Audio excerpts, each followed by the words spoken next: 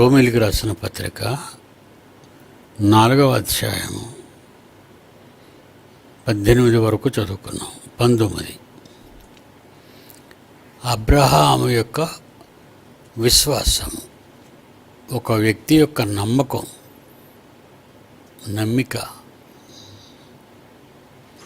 మన భక్తి అంతా కూడా మన నమ్మకం మీదే ఆధారపడి ఉంటుంది.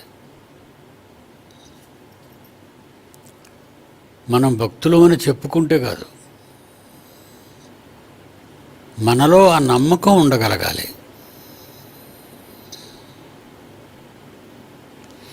అదే అబ్రహాముకి ఉన్నది, నమ్మకం.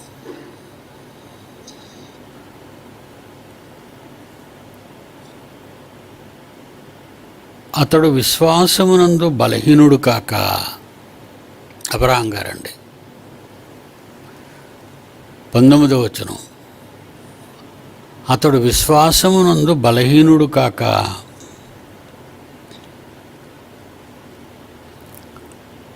విశ్వాసంలో బలహీనత అంటే ఏంటంటే ఒకసారి నమ్ముతాం, ఒకసారి నమ్మం,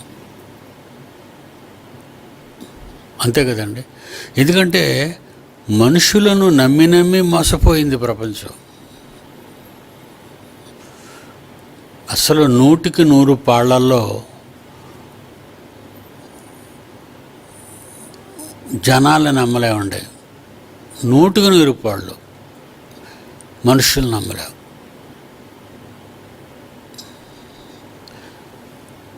మనలో మాట్లాడుకుంటారు, పక్కింటోళ్ళతో కానీ తోడబుట్టిన వాళ్ళతో కానీ,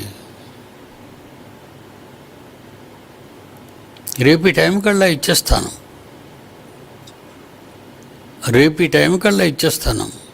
ఒక 500 ఉంటే ఇవ్వండి అంట.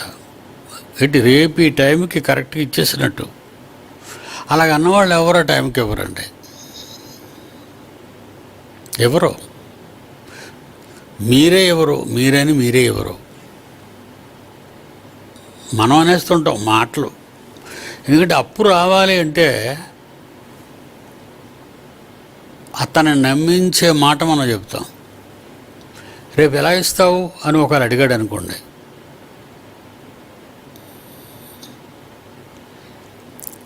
ఎక్కడి నుంచి వస్తుంది నీకు, నువ్వు ఎలా ఇవ్వగలవు? బ్యాంకు వాళ్ళు అడుగుతారు, కాబూలు వాళ్ళు అడుగుతారు, అప్పులు ఇచ్చేవాళ్ళు అడుగుతారు. ఈ మాటలు ఎలా ఇవ్వగలవు? అది కూడా చెప్పాలి. ఇచ్చేస్తాను అంటే ఎలా ఇచ్చేస్తావు? రేపటికి 24 గంటల్లో.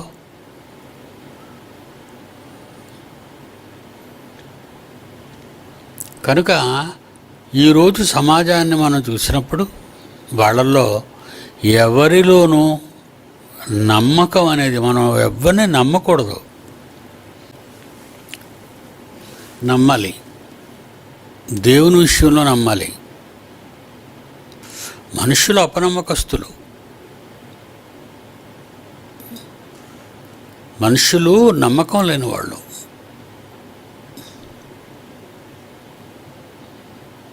కనుక ఈ మనుషుల మధ్య మనకు అలవాటైపోయి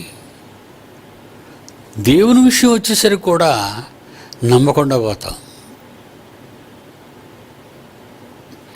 బైబిల్లో చదువుకున్నది ఎందుకు అర్థం చేసుకోవంటే, నువ్వు నమ్మటానికి, ఆ మాటను నమ్మటానికి,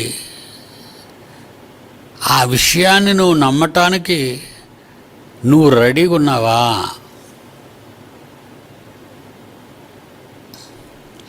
అదన్నమాట. ఏమంటే చాలామంది నన్ను నమ్మించి మోసం చేశారండి, మోసం చేశారు. ఎంత మోసపోయానంటే ఒక్కొక్క మోసంలో 20 లక్షలు, 40 లక్షలు మోసపోయానండి. ఎంత తియ్యగా మాట్లాడతారో ఆ డబ్బు పట్టుకెళ్ళేంత వరకు, చాలా తీయగా మాట్లాడతారు.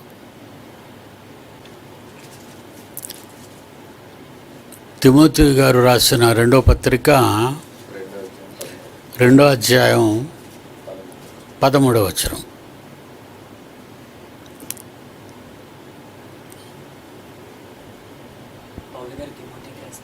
పౌలు గారు తిమోతికి రాసిన రెండో పత్రిక 2వ అధ్యాయం బైబిల్ తీసి చూడాలి మీరు, అక్కడ ఆ మాటలు కరెక్టో కాదు. 13వ వచనం. మనము నమ్మదగని వారమైనను, మనము నమ్మదగిన వారం కాదు, దేవుడికైతే మనం నమ్మదగిన వాళ్ళం కాదని. మనం దేవుడి దగ్గర అన్నీ ఉట్టుట మాట్లాడతాం అంతే.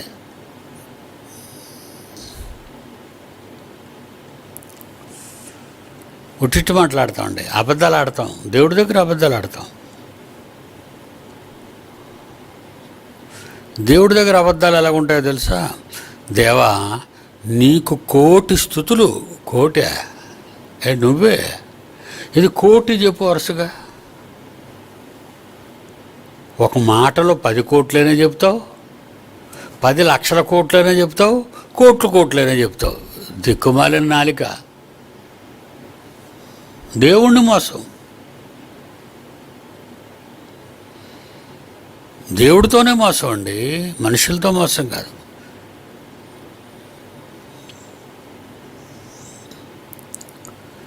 మనకు RBI reserve bank of India ఈ డబ్బంతా అక్కడి నుంచి వస్తుంది. అందులో ఆవిడ ఆఫీసరు. మన పిల్లలందరికీ పెట్టాను, అది చూడండి ఒకసారి అని. ఆవిడ ఏమంటా తెలుసా? ఏమండి, ప్రభుత్వాలు మీకు ఈ రాయితీ ఇస్తాం, మీకు ఆ రాయితీ ఇస్తాం. ఇప్పుడు జగన్ గారు ఉన్నారనుకోండి, అమ్మ ఒడి, తర్వాత ఏంటి చెప్పండి, ఆయన పెట్టిన అలాంటివన్నీ చెప్పండి. అమ్మ ఒడి ఒకటి, నవరత్నాల పథకం, ఆటో వాళ్ళకి డబ్బులు, పేద పాస్టర్లకు డబ్బులు, ఒంటరి మహిళ, భర్తలు చనిపోయిన వాళ్ళు, విడోస్, ఇవన్నీ చెప్తారు. స్కూలు ఫీజులు అన్నీ. ఏమండి, రిజర్వ్ బ్యాంకులో ఆమె ఎంప్లాయీ, ఆమె చెప్తుందన్నమాట. ఇది ఎరా మీకు వచ్చి మీకు పంపించాను, మీ దగ్గర ఉండాలి అమ్మ ఆవిడ ఫోటో మ్యాటరు.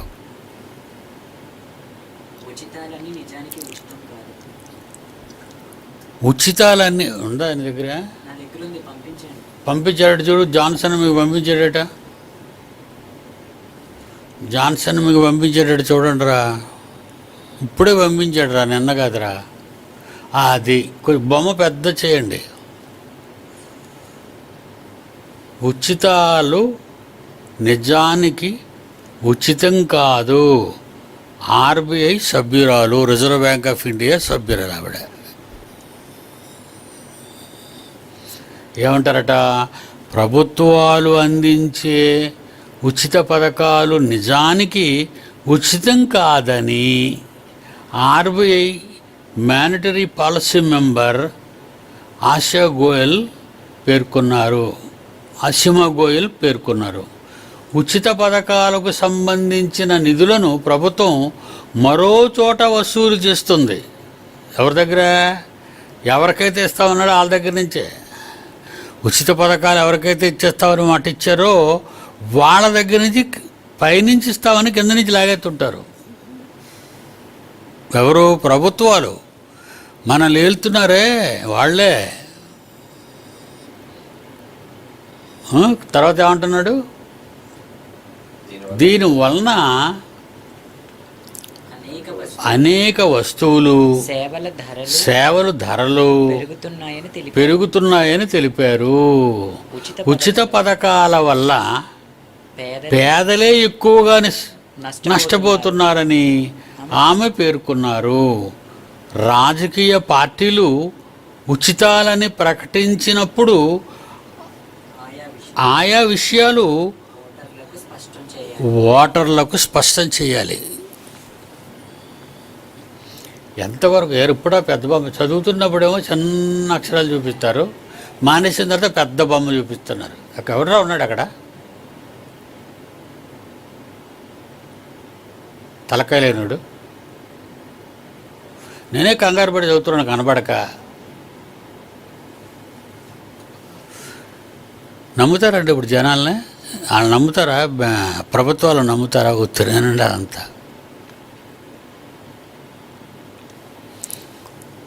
ఇక్కడ ఇప్పుడు మన మోదవలసలో మనం 3వ ఫ్లోర్లో షెడ్ వేస్తున్నాం. దానికి ఇంచుమించు ₹1 కోటి వరకు ఖర్చు. 50 లక్షలు కొనగానే 50 లక్షలు కాదు, ₹1 కోటి ఖర్చు వస్తుంది. పనిలోకి దిగితే అండి పెరిగిపోద్దే కానీ పని మనం అనుకునే 50,000తో మొదలెడితే ₹1 కోటితో ముగించాలి. దానికి స్టీల్ కొనడానికి, స్టీల్ అంటే ఇనప బద్దలు కానీ ఇనప గొట్టాలు కానీ అవి కొనడానికి అక్కడికి వెళ్ళాను. గాజువాక దగ్గర ఆటో నగర్కి వెళ్ళాం. అంటే వెళ్ళారు. మొత్తం సరుకు అంతా ఒక లారీ అండి 16 లక్షలు. చీటు రసీదు తీసుకొచ్చారండి నాకు చూపించడానికి. ఆ రసీదులో చూస్తే మన సరుకు ఖరీదు అంతా కలిపి 13 లక్షలే. మరి 3 లక్షలు ఏంటి? సెంట్రల్ జిఎస్టీ 2 లక్షలు, స్టేట్ జిఎస్టీ 1,00,000. అంటే కేంద్ర ప్రభుత్వం 2 వంతులు కొట్టేస్తుంది మనకి జిఎస్టీ వేసి, మీరు కొన్నందుకు, మీరు ఇనుము కొన్నందుకు. లేకపోతే రోడ్డు మీద వచ్చేటప్పుడు ఆ లారీని ఆపేస్తారు, ఏది రసీదు ఏదని అడుగుతారు. ఇవ్వకపోతే దీన్ని తీసుకెళ్ళి పోలీస్ స్టేషన్ ముందు పెడతారు. అక్కడ కానీ పెట్టాడు అనుకోండి, మనకు 6 లక్షలు కొడతారు వాళ్ళు. ఆ 3 లక్షలు ఎగ్గొడదామని మనం ట్రై చేస్తే ఈ పోలీసులు 6 లక్షలు కొడతారు మనకి. కనుక ఏమన్నా సరే కొనేటివే. 13 లక్షలు ఐరన్కి సెంట్రల్ గవర్నమెంట్కి 2 లక్షలు, స్టేట్ గవర్నమెంట్కి 1,00,000 కట్టాలా? ఇలా మీరు తాగే నీటి మీద, మీరు కొనుక్కునే పప్పుల మీద, మీరు కొనుక్కునే బియ్యం మీద, మీరు కొనుక్కునే నూనె మీద, మీరు కొనుక్కునే తాలింపు గింజల మీద ఇవి వేసేస్తారు. అందుకే నష్టపోయేవాళ్ళు ఎవరని చెప్పింది ఆవిడ? ఉచిత పథకాలు ఎవరికైతే ఇస్తానని ప్రభుత్వం అందో వాళ్ళే మోసపోతారు. నమ్మకండి. ఇప్పుడు ఎక్కడి నుంచి తీసుకొచ్చి పెడతాడు? ఈ పథకం మీకు ఇచ్చేయాలనుకోండి, ఒక పథకం ప్రకటించిన తర్వాత ఆ పథకానికి ₹1,00,00,000 కావాలి. ఆ ₹1,00,00,000 ఎక్కడి నుంచి వస్తాయి? మంత్రి గారు మీరు ఇస్తారంటే నా దగ్గర ఎక్కడంటే డబ్బు ఉందంటాడు మంత్రి. ఓట్లకి ఎలక్షన్స్కి ముందు మన ఇంటి ముందుకు వచ్చాయని చెప్పాడు. మీకేం కావాలో మీరు అప్పీల్ పెట్టండి, అర్జీ పెట్టండి, నేను చూసుకుంటాను అక్కడ. ఈయన అక్కడ చూడరు ఎవరును, అసెంబ్లీలో కానీ పార్లమెంట్లో కానీ. ఉత్తునే మన దగ్గరే. ఒక ఎలక్షన్కి ఒక మినిస్టరు 10 కోట్లు ఖర్చు పెడతాడు పంచడానికి, డబ్బులు మీ అందరికి పంచడానికి. ఓటుకింత. మొన్న ఓట్లే ఎవరు ఓట్లు రావి? ఎలక్షన్ ఎమ్మెల్సీ ఓట్లు. ఒక ఓటుకి 10,000 ఇచ్చిన నిలబడిన వాళ్ళు ఉన్నాడు. ఒక ఓటుకి 20,000 ఇచ్చి ఒక్కొక్కరికి, నేను నా భార్య నా కొడుకులు మొత్తం 4 ఓట్లు, 4 20,000, 80,000 ఇచ్చామంటాడు. మరి 80,000 ఇచ్చిన తర్వాత మళ్ళా నువ్వేమైనా కావాలని వెళ్ళి అడిగితే ఏం చేస్తాడు? ఇంట్లో ఉండే లేడు, హైదరాబాద్లో ఉన్నాడని చెప్పంటాడు. అంత మోసం. నమ్మకము లేని వారు, నమ్మని వాళ్ళు.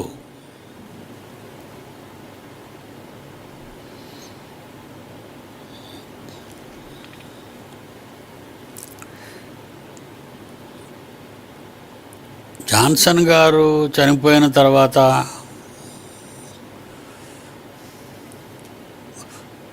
ఎంఆర్ఓ ఆఫీస్ నుంచి వాళ్ళకు ఒక సర్టిఫికేట్ కావాలి. అది వాళ్ళిస్తేనే ఎవరైనా నమ్ముతారు. మనం నిజం చెప్పిన ఫోటోలు తీసి చూపించిన నమ్మరు. మీరు ఆ కాగితం తీసుకురండి అంటాడు. ఎందుకు? వాడి కాగితానికి నొక్కేయాలి కొంత. ఆడికి బేరం ఇచ్చినోడు ఈడే. ఏం సర్టిఫికేట్ అనేది? Legal heir certificate. అంటే అతని భార్యవు నువ్వేనా, అతని కొడుకు ఇతడేనా, అతడి కూతురు ఇతనేనా, ఈవేనా, ఇవన్నీ ఏంటి? ఆధార్ కార్డులు తీసుకుంటారు, పాన్ కార్డులు తీసుకుంటారు, ఫోటోలు తీసుకుంటారు.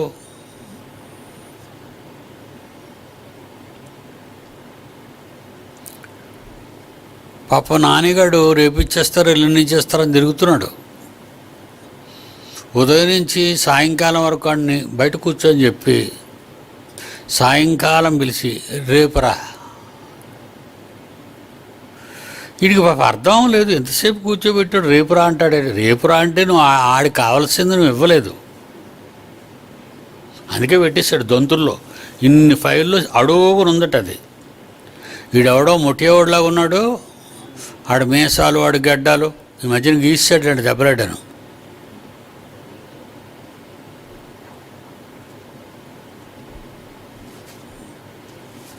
అలా తిరుగుతూ ఉంటే 3,000 ఇచ్చి పట్టుకెళ్ళిపో అన్నాడు. డైరెక్ట్ లంచం అడుగుతున్న వాళ్ళని వెంటనే ఈ నంబర్కి ఫోన్ చేసి అప్పగించండి, క్షణాల్లో వాడి మీద మేము కేసు పెడతాం అని వాళ్ళంటారు. ఉత్తనే వాళ్ళు పెద్ద దొంగలు. ఇలాంటివన్నీ మనం నమ్మేస్తాం కదా. మనం ఎంత అమాయకులో ఉండి అనుకుంటాం కదా. అన్నీ నమ్మేయటమే. బాబా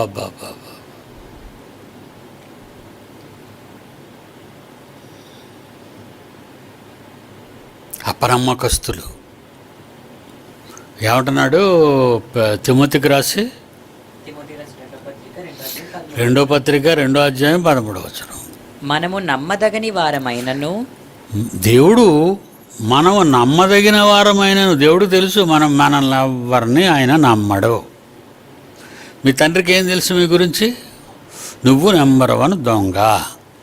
మన తండ్రికి మన గురించి ఏం తెలుసు చెప్పండి? మన తండ్రికి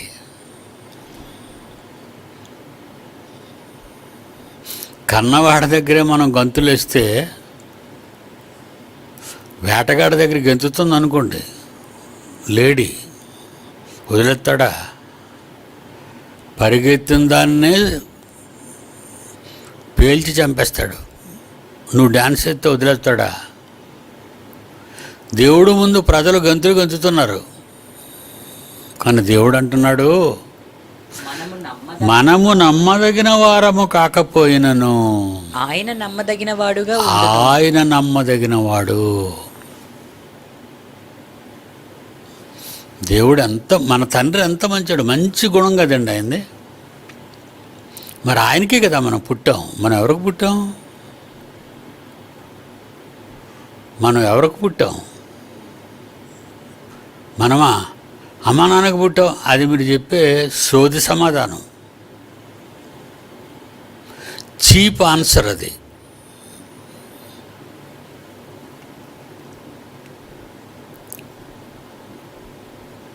ప్రసన్నబాబు కొడుకు ప్రసన్నబాబుకు పుట్టాడు. ప్రసన్నబాబు పీడి సుందరరావుకు పుట్టాడు. పీడి సుందరరావు వాళ్ళ నాన్నకి పుట్టాడు. వాళ్ళ నాన్నకి పుట్టాడు. ఇలాగే నాన్నలను అలా లెక్క పెట్టుకొని నడుచుకొని వెళ్ళిపోండి. ఒకే ఒక ఆయన కనిపిస్తాడు. ఆఖరు ఆయనే ఆదాము కనిపిస్తాడు. బాబు నువ్వెలా పుట్టావు? బైబిల్ని అడుగుదాం ఆదాముని. ఆ బైబిల్లో ఆదాముని అడుగుదాం, బాబు నువ్వెలా పుట్టావు? లూకాసు వార్త 3వ అధ్యాయం 38వ వచనం. లూకాసు వార్త 3వ అధ్యాయం 38వ వచనం. కేయినాను ఎనోషుకు పుట్టాడు. ఎనోషు షేతుకు పుట్టాడు. షేతు ఆదాముకు పుట్టాడు. ఆదాము దేవునికి పుట్టిన కుమారుడు. ఇప్పుడు మనల్ని ఎవరికన్నారో చెప్పండి. మీకు తెలిసిన మీ నాన్న పేరు చెప్పకు.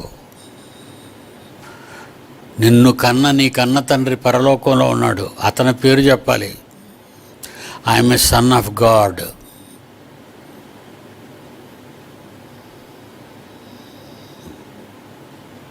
నిజంగా మన తండ్రి అంత మంచివాడు, నమ్మకమైన వాడు. ఏమంటున్నాడు తండ్రి గురించి? మనము నమ్మదగిన వారమై అయ్యున్నా ఆయన నమ్మదగిన వాడుగా ఉండును. నమ్మకమైన వాడు దేవుడు. ఆ దేవుడిని నమ్మం మనం. ఇదేంటండి బాబు పోయే కాలం. ఏ దేవుడినైతే మనం నమ్ముకోవాలో ఆ దేవుడిని నమ్మకుండా విడిచిపెట్టేశాం. డాక్టర్ని నమ్ముతావు, నీకు పనిచ్చిన యజమానిని నమ్ముతావు, నువ్వు షాపులో పనిచేస్తున్న షాపు ఓనర్ని నమ్ముతావు, హాస్పిటల్లో పనిచేస్తున్నప్పుడు డాక్టర్ని నమ్ముతావు, ఇక్కడ ఎవరినైనా నమ్మేస్తావు. కానీ నమ్మని వారు ఎవరో? నమ్మని వాడు ఒకడే ఉన్నాడు మన బ్రతుకుల్లో, ఈ మానవాళికి. ఆయనే సర్వేశ్వరుడు, దేవుడు. ఇతన్ని ఎప్పుడు జ్ఞాపకం చేసుకుంటారో తెలుసా మీకు? దేవుణ్ణి ఎప్పుడైనా జ్ఞాపకం చేసుకుంటారు. ఎప్పుడో తెలుసా? వీడికి నడుం జారిపోయి రోడ్డు మీద పడి ఉన్నాడు అనుకోండి, బస్సు గుద్దేసి, అమ్మో దేవుడా అంటాడు. అక్కడ వచ్చాడు రా నీ జ్ఞాపకానికి. నడుం జారింది కదా, అక్కడ కనబడతాడు దేవుడు. అయ్యో దేవా అంటే అన్నీ అయిపోయాక నీకు సరైన జల్ల కూడా తగిలితే అప్పుడు దేవుణ్ణి పిలుస్తావు. అయితే వచ్చేస్తాడా ఆయన? నువ్వు పిలిస్తే వచ్చేస్తాడా? ఈడు పెద్ద దొంగ, అలా పిలుస్తాడు అంతే.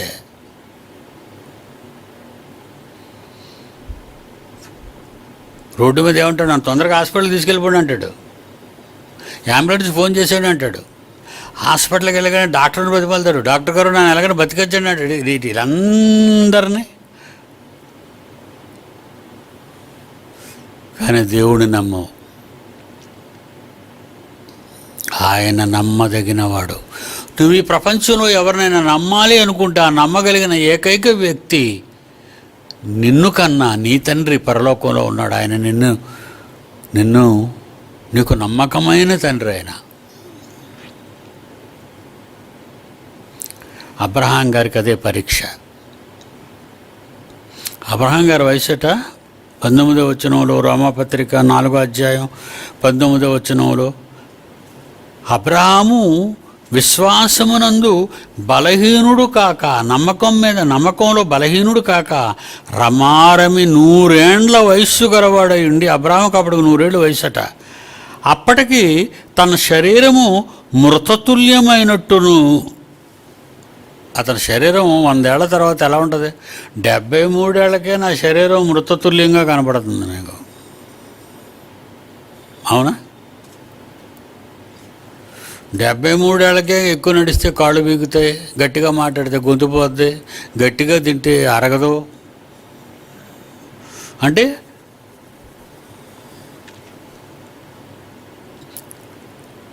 పనికిరాదుగా, అంటే డ్యామేజ్ అయిపోతుంది.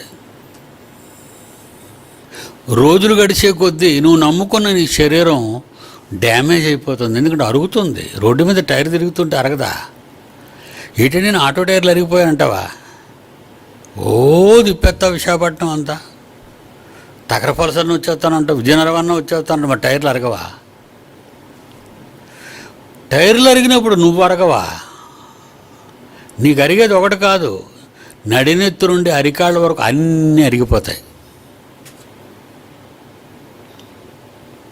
అప్పుడు ఏమంటాడు తెలుసా? ఆడత కానీ మగవాడు కానీ, ఏముందండి కాటికి కాళ్ళు చాపుకొని ఉన్నాను. అది కూడా తెలిసిపోయింది నీకు. అంటే షెడ్కి వెళ్ళవా? మెకానిక్ షెడ్కి వెళ్ళవా? కాటికెందుకు కాళ్ళు చాపేశావు? ఎవడైనా ప్రాణం నిలబెడతాడేమో చూడు. ఎవడు నీ ప్రాణాన్ని నిలబెట్టలేడు. ఏ డాక్టర్ నమ్ముకున్నావా? డాక్టర్ అంటాడు, బాబు ఈ పేషెంట్ తాలూకా ఎవరైనా ఉన్నారా రమ్మంటాడు. లోపలికి రాగా నమస్కారం అండి డాక్టర్ గారు అండి. ఇంకా ఆయన బాగుపడ్డండి, చచ్చిపోతాడు. మహా బతికితే నెల 15 రోజులు బతుకుతాడు. ఏం కావాలో అన్నీ పెట్టియండి, ఫుల్లుగా తింటాడు, పోతాడు. అదే నువ్వు చెప్పే చావు కబురు అంటారు దాన్ని. చావు కబురు అంటే నువ్వు నమ్ముకున్న డాక్టర్ కూడా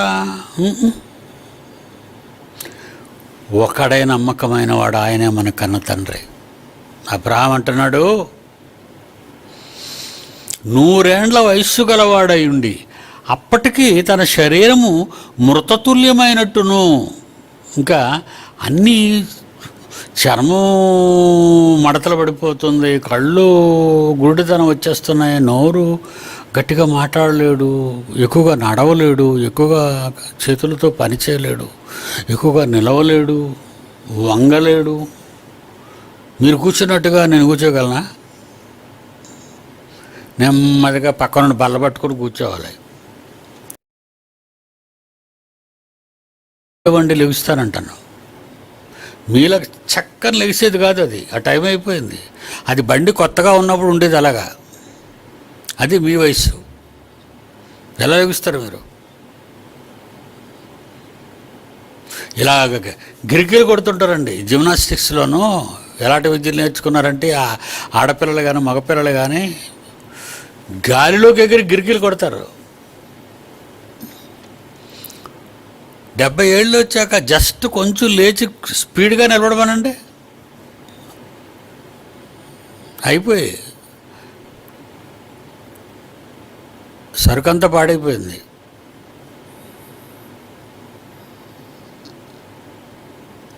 మృతతుల్యమైన అబ్రహాము గారి శరీరం. ఇకపోతే తన భార్య గురించి చెప్తున్నాడు. తర్వాతది, శారా గర్భము మృతతుల్యమైనట్టును ఆలోచించెను. శారా మనం ఏమైనా పిల్లలు కనగలవా అంటే ఊరుకోండి మరి మీరు అంటది శారా. భార్య ఏమంటుంది? ముసీలి భర్తతోనే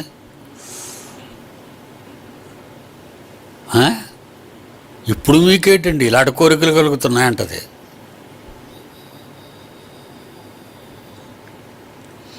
కానీ అబ్రహాము శారాని నమ్మలేదు, తనకు తానుగాను నమ్మలేదు, వ్యక్తిత్వంగాను నా శరీరాన్ని నమ్మలేదు. ఎందుకంటే మృతతుల్యం అయిపోయింది.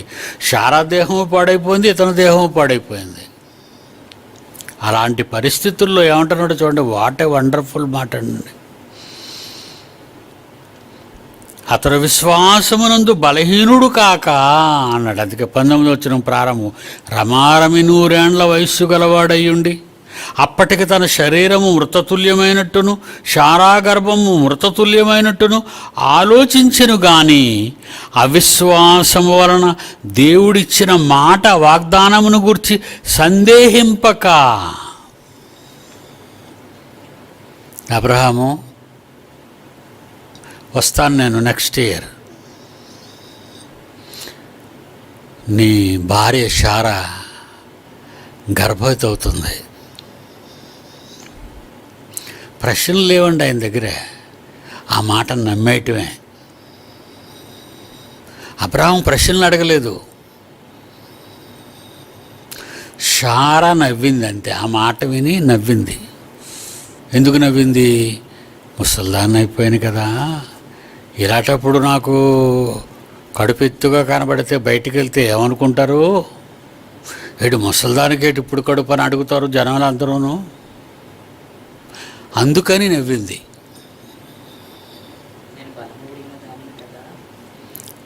నాకు బలం ఉడిగిపోయింది, మృతతుల్యమైన శరీరం వచ్చేసింది, గర్భసంచి డ్యామేజ్ అయిపోయింది.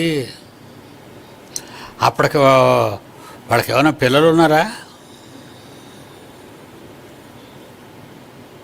లేరండి. నమ్మాడండి. ఎలాగా? 20వ వచనం, అవిశ్వాసము వలన నమ్మకం లేని పరిస్థితిని బట్టి దేవుని వాగ్దానమును గూర్చి సందేహపడకుండా దేవుని మహిమపరచి ఆయన వాగ్దానము చేసిన దానిని నెరవేర్చుటకు సమర్థుడని రూఢిగా విశ్వసించి విశ్వాసము వలన బలము పొందెను. నమ్మేశాడు, అమ్మాయ అయితే నా కొడుకు పుట్టేస్తాడు.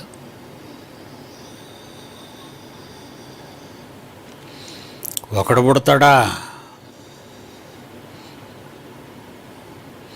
బయటికి తీసుకొచ్చాడు. బయటికి రాబరా అన్నాడు. ఇంట్లో నుంచి బయటికి రా అన్నాడు. ఆకాశం పక్క చూడన్నాడు. చూశాడు. నక్షత్రాలు తండ్రి అని లెక్క పెట్టగలవా అన్నాడు. లెక్క పెట్టలేను అన్నాడు.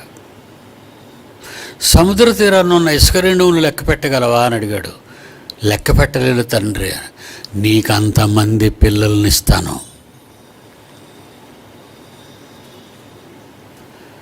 వాళ్ళల్లో మనం కూడా ఉన్నాం. ఆ వాగ్దానంలో మనం కూడా ఉన్నాం.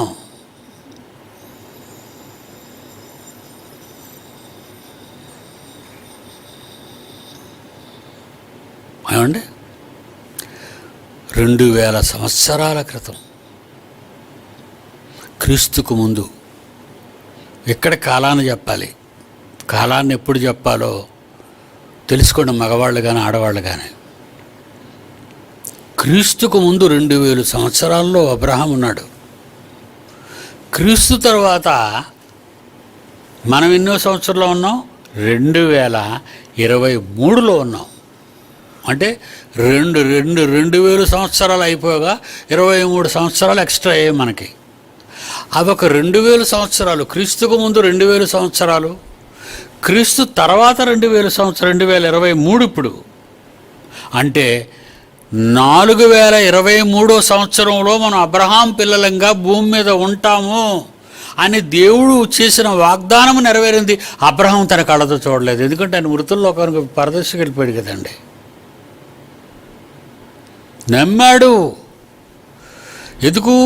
దేవుడు నమ్మదగినవాడు. మనమేమనుకుంటాం, దేవుడు అలా మనతో మాట్లాడితే ఈయన అలాగే చెప్తాడులేండి, మనం ఇలాగ చచ్చిపోవా, మనం ఏం కళ్ళతో చూస్తామా చేస్తామా? అలా మనం దేవుణ్ణి కూడా అపనమ్మకస్తుడిగా చేసేస్తాం.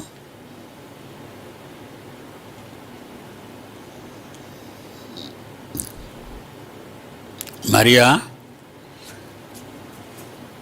నేనుంటే మీ తమ్ముడు చచ్చిపోడా? నేను మీ ఇంటి దగ్గర ఉంటే మీ తమ్ముడు చచ్చిపోడా? ఎక్కడ సమాధి చేశారు మీ తమ్ముడిని, లాజర్ని? పలానా దగ్గర. పదండి అక్కడికి వెళ్దాం అన్నాడు. లేపుదాం పదండి అన్నాడు. లేపుదాం అంటే ఆ డౌట్ వచ్చింది ఆవిడికి. భక్తురాలు మళ్ళా. ఏంటా డౌటు? చచ్చిపోయి 3 రోజులు అయిపోయి వాసన వస్తుంటాడు, ఇప్పుడు లేపుతాడా? అంచెదినాన్ని లేపుతాడా? కనుక అంచెదినాన్ని లేపుతాడని కహానీ చెప్పుకుంటున్నారు అందరూ. అక్కడ ఉన్న ఇరుగు పొరుగు వాళ్ళు, వచ్చిన యూదులు. సమాధి దగ్గరికి వెళ్ళాడు యేసు. లాజరు బయటకు రా అన్నాడు. రాయి తీసేమన్నాడు కదా, ముందు రాయి తీశారు. నడుచుకొని వచ్చారు. జాన్సన్ గారు పాటలో చూపిస్తాడు. దేవుడు నమ్మదగినవాడు. ఆయన మాటను నమ్మదగిన దానవా, నమ్మదగిన వాడవా? దేవుడు నమ్మదగినవాడు. నీ తండ్రి నమ్మదగినవాడైనప్పుడు ఆయన గర్భాన్న పుట్టిన నీవు నమ్మదగిన వారు కారా మీరు? కాకపోతే నమ్మకం తక్కువ ఉండే మనకి నమ్మకం తక్కువ. ఈవేళ నాకు ఉద్యోగం లేదండి. పెన్షను 36,000 37,000 పెన్షన్ వస్తుందండి. సరిపోద్దా? నెలకిప్పు కట్టే కరెంటు బిల్లు ఎంతో తెలుసా? 40,000.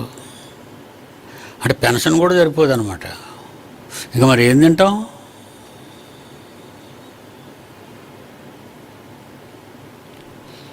నా దేవుడు నన్ను పెంచుతాడు అనే నమ్మకమైన నా తండ్రి మీద ఉంది గనుక నమ్మకమైన వాడు నమ్మకముగా నన్ను పోషించుచున్నాడు, అప్పులు లేకుండా.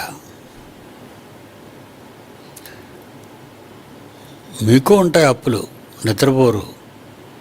ఎందుకంటే ఇచ్చినోడు ఊరుకుంటాడేటి? తినేస్తుంటాడు కనబడినప్పుడు అలా ఆడికి చేసి తప్పించి తిరుగుతాం మనం.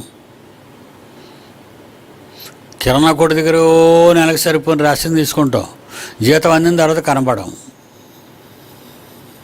అపనమ్మకస్తులు. అప్పులలో ఉన్నవారు, ఈవేళ మీకు ఒక సూత్రం చెప్తున్నాను. లాజర్లా సమాధిలో నుంచి బయటికి రావాలనుకుంటే, అప్పులలో నుండి మీరు బయటికి రావాలనుకుంటే, ఆయన చావులో నుంచే బయటకు వచ్చాడు. మీరు అప్పుల్లో నుంచి రావడం పెద్ద పనా? దేవుడు మీ పట్ల చేస్తే. మీరు దేవునికి నమ్మకంగా ఉండండి. నమ్మకం మిమ్మల్ని నమ్మిన దేవుడు, మీరు నమ్ముకున్న దేవుడు నమ్మకమైన వాడు కనుక నిన్ను నమ్మి నీకు ఏ బాధ లేకుండా చూస్తాడు. మరి ఏంటండి, మరి నేను ఎప్పుడు చూసినా అప్పులైపోయి ఇలా తిరుగుతున్నానంటే నీకు నమ్మకం లేదు. దేవుడిని నమ్మవు కదా, ఎవరినైనా నమ్ముతావు. అప్పిచ్చేవాడిని నమ్ముతావు, బ్యాంక్ వాడిని నమ్ముతావు, సెట్టు సీటోళ్ళు నమ్ముతావు.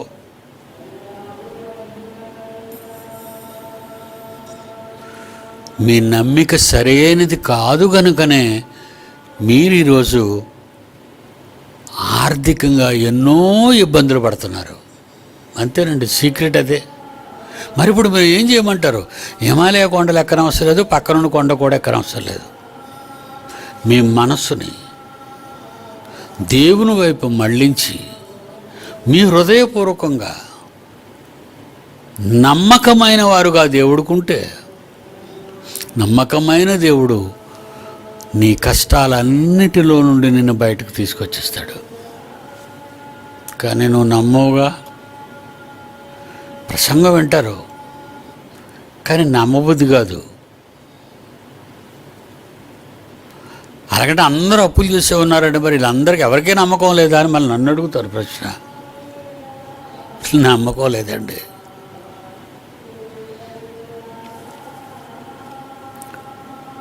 ఒక ఇంపార్టెంట్ విషయం చెప్తానండి మీకు.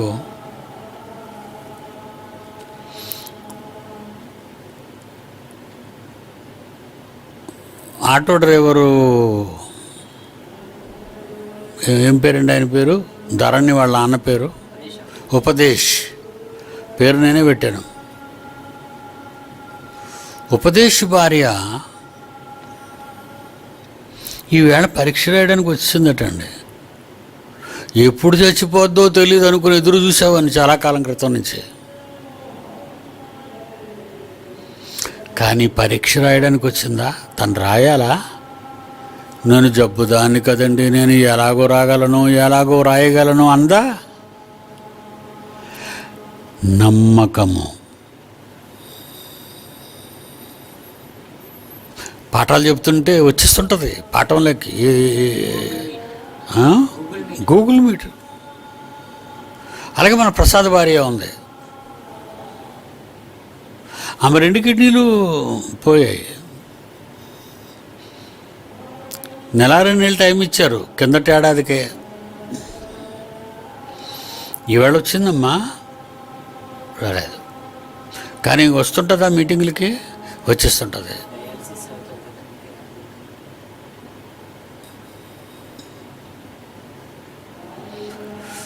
నీ నమ్మిక దేవుడు మెచ్చుకోవాలి. నీ నమ్మకాన్ని దేవుడు మెచ్చుకోవాలి.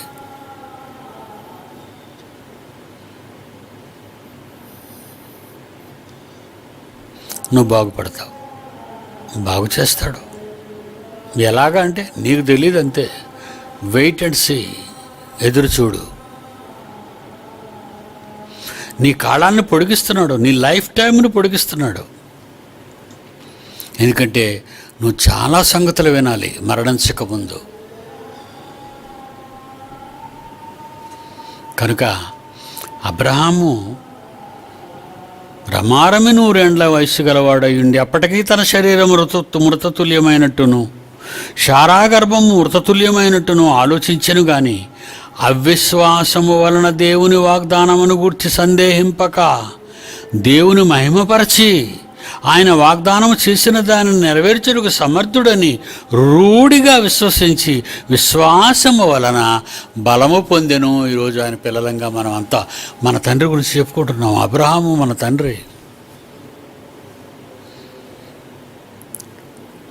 మన పూర్వీకులు గొప్పవారు.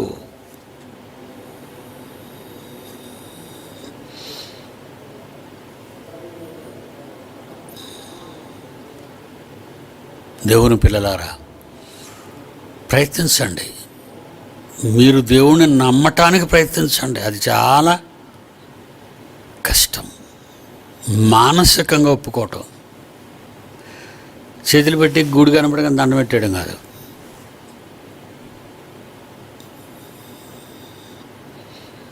నీ మనస్సు దేవునికి అంకితం కావాలి. మీరు గెలుస్తారు. అప్పులుండవు. నేను ప్రార్థన చేస్తే మీకు అప్పులు ఉండవని నేను చెప్పటం లేదు. ఎవరికైనా అప్పులతో బాధపడుతున్నారా రండి, మేము ప్రార్థన చేస్తూ ఉంటారు. వాళ్ళు ఆడప్పు తీర్చడానికి వెళ్ళిపోతారు. అక్కడ ఆడికి ఎంతో కొంత ఇచ్చారు కదా, మరి ఆ మీటింగ్ పెట్టి చేతులెత్తి చెప్తున్నాడు. మీరెవరైనా రోగములతో బాధపడుచున్నారా, యేసు పిలుచుచున్నాడు రండి. మళ్ళీ ఈడు పిలిచి యేసు పిలుస్తున్నాడు అంటాడు. ఇది ఒక పెద్ద డ్రామా. యేసు స్వరం వినబడలేదు, యేసు కనబడలేదు మీటింగులో. యేసు పిలుస్తున్నాడు అంటే నీకు కనపడుతున్నాడా, నేను పిలవమంటున్నాడా? అంత పెద్ద గేమ్. జనాల్ని మోసం చేసి బ్రతుకుతున్నారు అందరూ. వ్యాపారస్తులు, ప్రభుత్వ అధికారులు, ప్రజలను పాలించే పెద్దలు, నాయకులు ప్రజలను మోసగించి బ్రతుకుతున్నారు. మీరు మోసపోకండి. అలాంటి వాళ్ళు అందరినీ నమ్ముతారు, దేవుణ్ణి నమ్మరు. మీ దగ్గర ఉన్న బలహీనత అది. ఓకేనా? నమ్ముతారా? నమ్మటానికి ప్రయత్నిస్తారా? కరోనా పడిన తర్వాత నడవలేకపోయేవాడినండి. ఇంకేం నడుస్తాం, 70 ఏళ్ళు అయిపోయింది, కరోనా వచ్చింది అని కూర్చుండిపోయాను అనుకోండి, ఇక నేను నడవలేనండి. నడవటానికి ప్రయత్నించాను.